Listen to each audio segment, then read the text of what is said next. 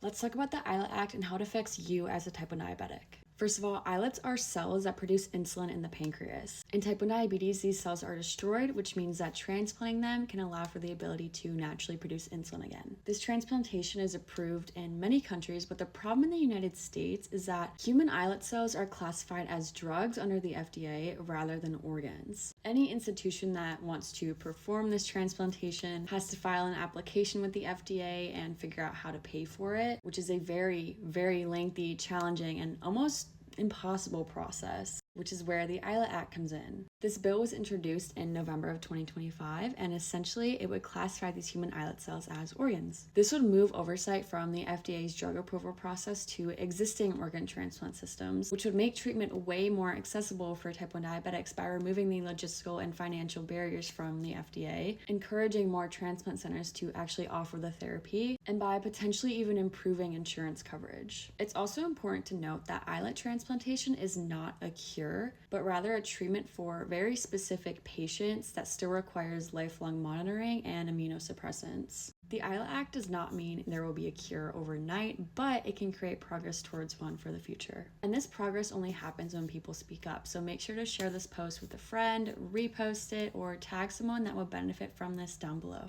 If you want to go a step further, you can even reach out to a member of Congress directly. I linked a blog post in the caption that has a template for you to fill out, so you can just edit that and hit send.